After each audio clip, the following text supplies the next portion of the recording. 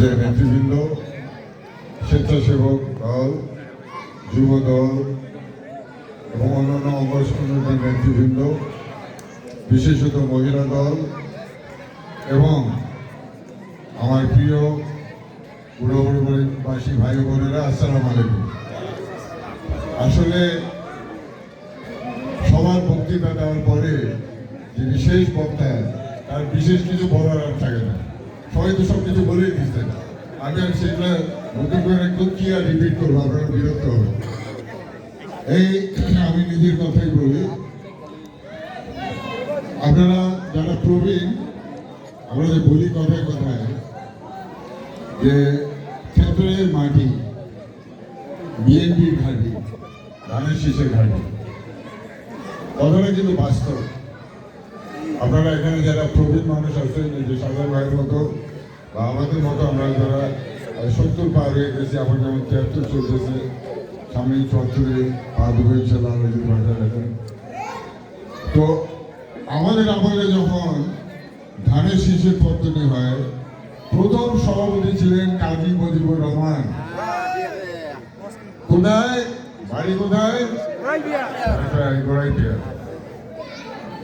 এখানে বহুবার, আমার তখন বয়স কম, আমি মুকুল ভাইয়ের সঙ্গে বহুবার কিন্তু আমরা এখানে আসছি এবং দুজনকে ফ্যাক্টরায় কিভাবে উন্নত করা যায় মুকুল ভাই এবং কাজী সাহেব প্রায় প্রায় আলাপ করতেন। আমি তখন বোকার মধ্যে শুনতাম।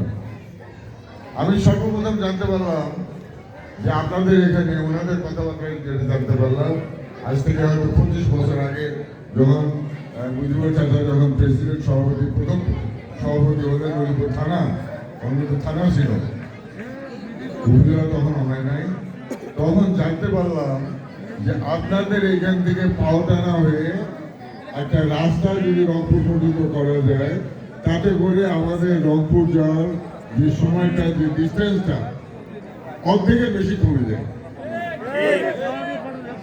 আজকে আপনারা দেখেছেন মৌলানা ভাসানী সড়ক উদ্বোধন হয়েছে। এই মৌলানা ভাসানী সড়ক, এই মৌলানা ভাসানী ব্রিজ, আপনারা কি জানেন যে কার অর্থায়নে হয়েছে?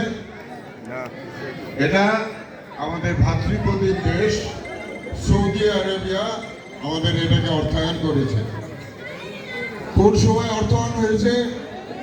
যখন নাহিদুল ইসলাম মন্ত্রী ছিলেন।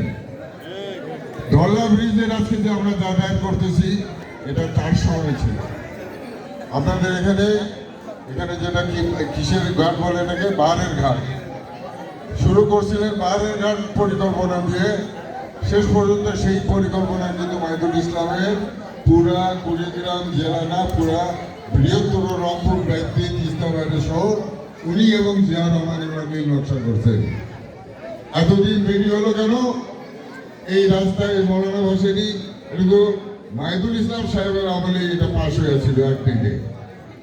দেরি হওয়ার কারণ যেহেতু এটাতে নাহিদুল ইসলাম জড়িত ছিলেন, কিন্তু হাসিনার ক্ষমতা ছিল না সৌদিতে অগ্রাহ্য করা, তারা অলরেডি টাকা দিচ্ছে, কাজে খুব ধীর মন্থর গতিতে এটা করছে। এবং এই একটাই ব্রিজ আমরা দেখি যেটা ও বাবের নাম বসায় নাই, মৌলানা ভাসানীর নাম রাখতে হয়েছে। ঠিক কিনা বলেন? আর আমাকে যদি প্রশ্ন করে যে আমার স্বার্থটা কি, আমি কেন বিএনপি করি, আমি আমার ঘটনাটা বলতে পারি। 1980 সালে তখন উলিপুর থানা, জীবনে প্রথম দেখলাম, আমি তখন কেবল ব্যবসাতে, আমি মুকুল ভাইয়ের, মন্টু ভাইয়ের, তেজিরের হাত ধরতেছি, তখন বিদেশে, তাদের হাত ধরে আমি কেবল ব্যবসা শিখতেছি। এই যে দেখছেন যে আমার এখানে কয়েকজন আমার সঙ্গে পুরোনো কর্মী, সহকর্মী যারা আমাদের সঙ্গে ছিল, আমার সঙ্গে টেক্সটাইল মিলে চাকরি করছে, আমার সঙ্গে অন্য জায়গায় আমার সহকর্মী ছিল, অনেকেই কিন্তু আপনাদের এই ক্ষেত্রে। সেই সময় আমাকে ঢাকার থেকে পাঠানো হলো যে তুমি যাও, জিয়াউর রহমান সাহেব যাবেন উলিপুরে, তুমি উনি যেহেতু সকালবেলা নামবেন, দুপুরবেলা আমাদের ওখানে খাওয়া দাওয়া করবেন। আমাকে পাঠানো হলো এটা সুব্যবস্থা করার জন্য।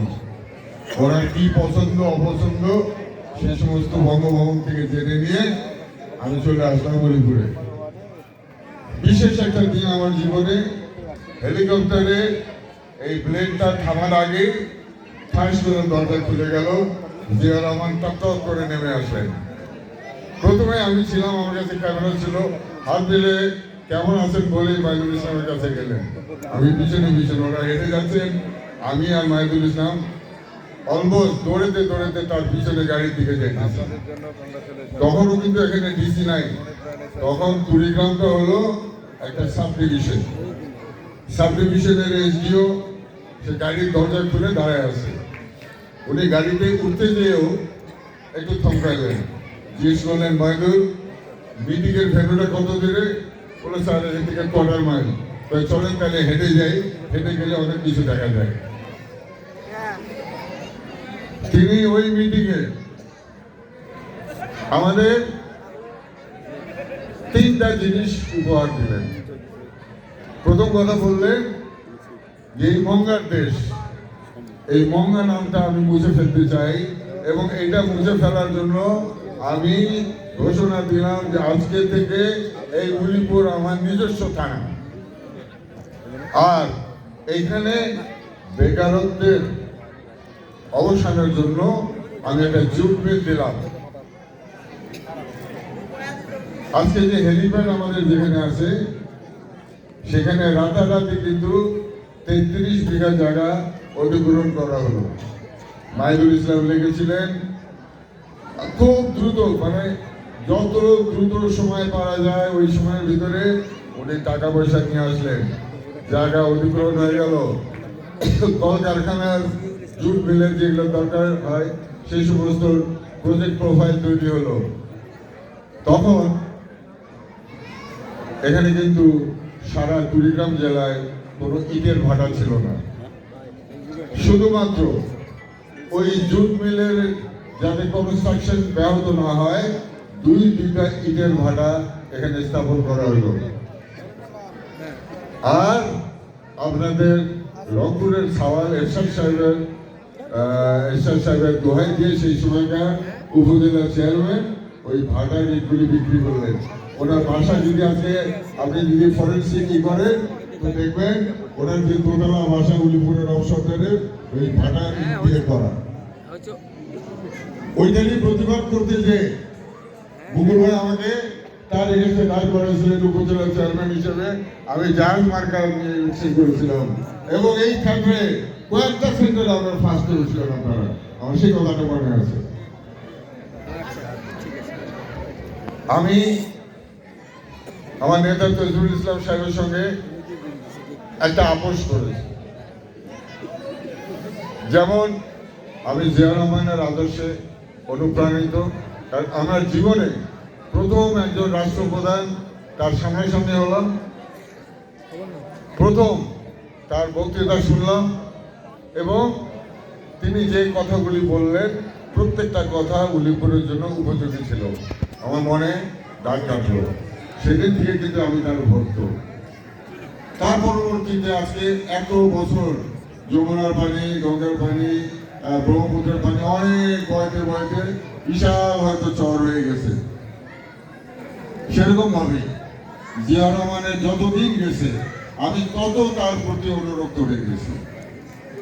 আপনাদের এখানে অনেকে আছেন হাজি সাহেব, করেন আজ করেন নাই?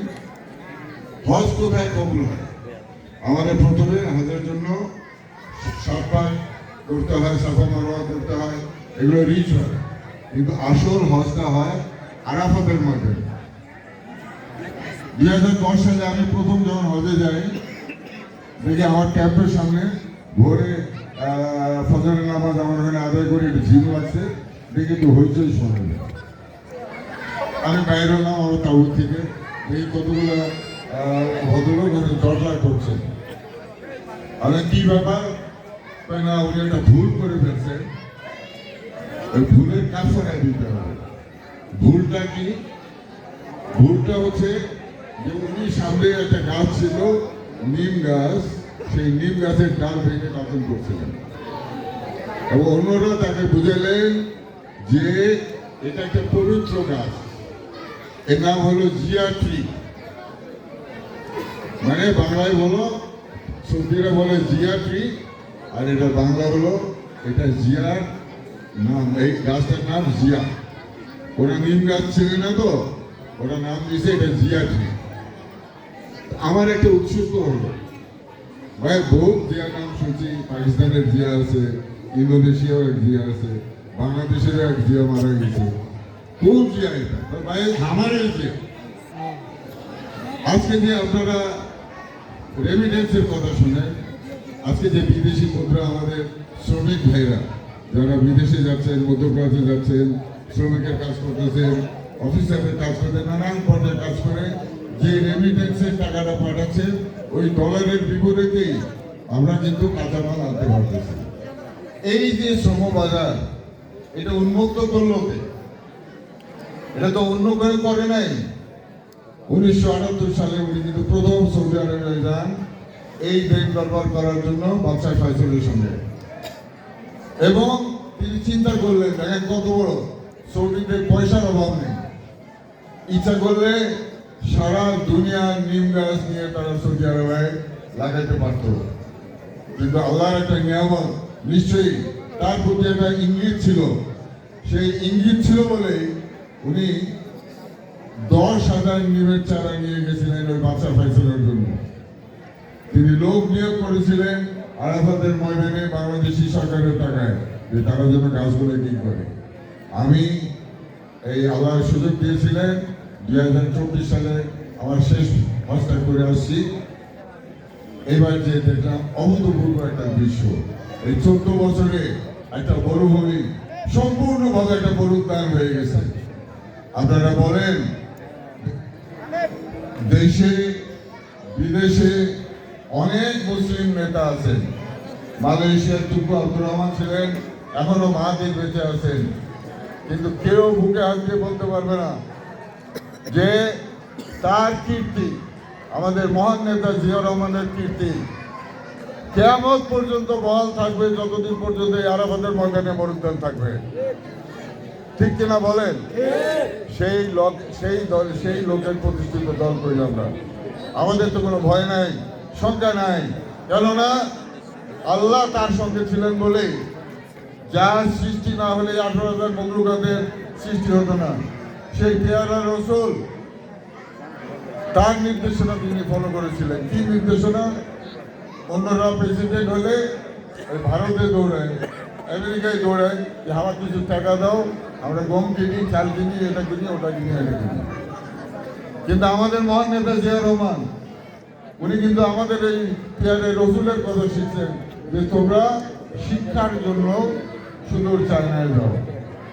তিনি চায়না কেন গেলেন? এই দেশের লোক আজকালে আরশোলা খাইতো, আপনারা জানেন, আরশোলা জন্ম পায়খানায়, সেই জিনিস মানুষ খায়। কিন্তু অভাবের তুলনায় এত অভাব ছিল চায়নায়, এত খাদ্যের অভাব ছিল যে তারা ক্ষুধার তাড়নায় সেই আরশোলা পর্যন্ত ধরে ধরে খাচ্ছে। সেই দেশ এত উন্নত হলো কিভাবে?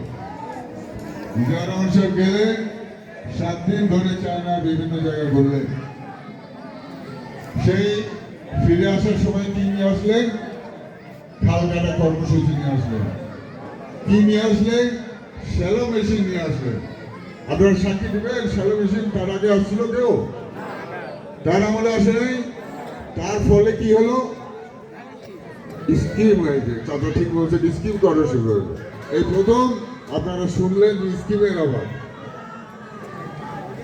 7 কোটি মানুষ ছিল শেখ মুজিবের আমলে বাংলাদেশে। 74 সালে প্রথমবারের মতো দুর্ভিক্ষ হয়েছিল। 7 কোটি মানুষে চুরিদারি করে, আমাদের জাহাজ মাছ ধরিয়ে বিক্রি করে এখানে এমন সংকট শুরু করছিল, খাদ্যের সংকট, চিলমারির বাসন্তী তার কাপড় বিক্রি করে ভাতের সংস্থান করেছিল এবং নিজে দান করেছিল, যেটা সারা দুনিয়ার মানুষ দেখেছে। আজকে যে জমিটায় এখন ফসল হতো, এই স্কিম করার কারণে 2 ঘন্টা হয়ে গেল। যেটা 2 ঘন্টা ছিল সেটা 3 ঘন্টা হলো। ঠিক কিনা বলে? এবং তার আমলে আজকে দেশ স্বাধীন হওয়ার 54 বছর হয়ে গেছে। এবং শুধু তার আমলে দেশের মানুষকে খাওয়ার পরে শুধু তার আমলে সর্বপ্রথম এই পর্যন্ত 10,000 টন চাল কিন্তু আমরা রপ্তানি করেছিলাম এই জিয়া রহমান হোসেন। এটাকে আমি বানাই বলতেছি মনে করেন না, এইরকম একটা দলের লোক করি। আমি তৈজুল ইসলাম সাহেবকে বলেছি, অন্যান্য বড় বড় নেতৃবৃন্দ যারা তৈজুল ইসলামের সুবিধে এই উলিপুরে আসে, আপনাদের ক্ষেত্রেই পর্যন্ত অনেক জাতীয় পর্যায়ের নেতা আসে, আমি খসরু সাহেব আসছেন, মুশারফ ভাইয়ের হাত ধরে আমাদের উলিপুরে প্রথম ইলেকট্রিসিটি আমরা এই দিকগুলোয় দিতে পারি রহমান সাহেবের আন্ডারে। পরবর্তীতে ইকবাল হোসেন টিপু আসছিলেন। সব নেতাদের আমি এক কথা বলছি যে ভাই, একদিন ইনশাল্লাহ আপনারা ক্ষমতায় যাবেন, এবং সেদিন ক্ষমতায় গেলে দয়া করে উলিপুরকে ভুলবেন না। আমরা নতুন কিছু চাই না, আমরা আপনাদের কাছে নতুন করে কিছু চাই না। আমাদের প্রতিষ্ঠাতা তিনি আমাদের উলিপুরবাসীর কাছে যে প্রতিশ্রুতি দিয়ে গেছেন আমাদের ভাগ্য উন্নয়নের জন্য, আমরা সেটাকে শুধু বাস্তবায়ন চাই। 1 নম্বর, কুড়িগ্রাম টেক্সটাইল মিল ওনার যুবক দশায় উনি কিন্তু উদ্বোধন করে গেছেন। আপনাদের জায়গার ছেলে আজকে যদি এটা ব্যক্তিগতভাবে আমি আমার কথাই যদি বলি যে সাবফ্যাক্টরি একটা লাইন দিয়ে শুরু করছিলাম, আল্লাহ দিলে এখন এটা ডিমান্ড হয়ে গেছে, আমরা সেকেন্ড লাইনে যাচ্ছি প্রোডাকশন বাড়ানোর জন্য। এরকম ভাবে প্রাইভেট সেক্টরে যারা টেক্সটাইল মিল করছে, এইরকম কুড়িগ্রাম টেক্সটাইল মিলের মালিক, প্রাইভেট সেক্টরের মালিক এখন কিন্তু বিশাল মিল মালিক হয়ে গেছে, সেখান থেকে তার উন্নতি হয়েছে।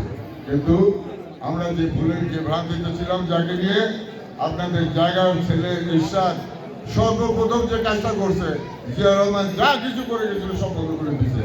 একবারও কিন্তু ইরশাদ চিন্তা করলো না এই টেক্সটাইল মিলে কতগুলো শ্রমিক আমার কম হলো, এরা কারা, এরা কি ঢাকার থেকে আসে। জিয়া রহমানের উদ্দেশ্য ছিল প্রত্যন্ত অঞ্চলে তৃণমূল পর্যায়ে যে সমস্ত ইন্ডাস্ট্রি করা যায় সেগুলো করা। আপনাদেরকে বিরক্ত লাগতেছে, আমি কাপসার করব। জিয়া রহমানের উদ্দেশ্য ছিল যে গ্রামের ভিতরেই, গ্রাম থেকে মানুষকে যেন কষ্ট করে শহরে এসে 17-18 জন একটা রুমের মধ্যে গোসলের পানি নেই, রান্নার পানি নেই, এই অবস্থায় মানবেতর জীবনযাপন করতে হয়। সেই জন্য তার নিজের এলাকায় থেকে কর্মসংস্থানের সৃষ্টি করতে পারে। তার উদ্দেশ্য ছিল এই কুড়িগ্রাম টেক্সটাইল মিলের সুতা ওই নারায়ণগঞ্জ থেকে আনার থেকে সুলভ মূল্যে যেন আমাদের তাঁতিরা যেন পায়, তাঁত শিল্প এখানে সিরাজগঞ্জের মতো, পাবনার মতো যেন এখানে ডেভেলপ করে। তিনি জুট মিল করতে চেয়েছিলেন। আপনারা জানেন যতদিন পৃথিবী আছে পাটের প্রয়োজন আছে, পাটের বস্তার প্রয়োজন আছে। এই যে আপনারা যে হিমাগারে অনেকে হয়তো আলু রাখেন, এটা কি প্লাস্টিকের বস্তায় রাখা যায়? রাখা যায় না, পাটের বস্তা লাগে। এই পাটের বস্তাটা তৈরি করতে হবে। এই যে সমুদ্রের মধ্যে মাছ ধরে কত বড় বড় জাহাজ দেখা যাচ্ছে, এদের নৌকরের রশি কিন্তু পাট ছাড়া হবে না, পাটের রশি ছাড়া হয় না। আমরা ওইটাই চাইবো যে আমাদের প্রতিষ্ঠাতা তো বলে গেছিলেন যে উলিপুরে আমি জুট মিল দিলাম, এই ওই জুট মিলের জায়গা এখনো বিদ্যমান, ওই হেলিপ্যাডের পাশে ওই জায়গা এখনো খালি, এখনো বিদ্যমান। আপনারা ওই জুট মিলটা আপনারা দিয়ে জিয়া রহমানের প্রতিশ্রুতি আপনারা বাস্তবায়ন করেন। আপনারা কুড়িগ্রাম টেক্সটাইল চালু করেন, আপনারা উলিপুরে এই পাটের মিল স্থাপন করেন। আর সর্বশেষ যেটা উনি বলেছিলেন, যে তাকে বুঝেছিলাম আমরা, যে স্যার মাহিদুল ইসলাম বলছিলেন মিটিংয়ে যে স্যার একটা ভিটার বাড়িতে যদি আগুন লাগে সব যদি পুড়ে যায়, ভিটার বাড়িটা থাকে, কিন্তু নদী ভাঙনে কিছু থাকে না। আমাদের এখানে পশ্চিমে হলো তিস্তা, পূর্বে দুধদুমা, দলা, ধর্মপুত্র, 4টা নদী আমাদের উপজেলা দিয়ে প্রবাহিত হচ্ছে। প্রতি বছর 100 একর জমি, 100 বাড়িঘর নদী গর্ভে বিলীন হয়ে যেত। উনি প্রতিশ্রুতি দিয়েছিলেন, এটা লেখার অক্ষরে আছে, নদী ভাঙন রোধের জন্য যাবতীয় ব্যবস্থা গ্রহণ করা হবে। আজকে যে দেখেন চিলমারির দিকে যে কাজ হচ্ছে, জিয়া রহমানের করা সেই সময় শুরু। কাজে আমরা যদি এই 3টা জিনিস পাই ভাইস, কুড়িগ্রাম টেক্সটাইল মিল যদি আবার চালু হয়, নতুন কলেবারে যদি উলিপুরে জুট মিল স্থাপিত হয়, যদি নদী ভাঙন রোধ হয়, আমাদের কি আর কিছু চাওয়ার আছে?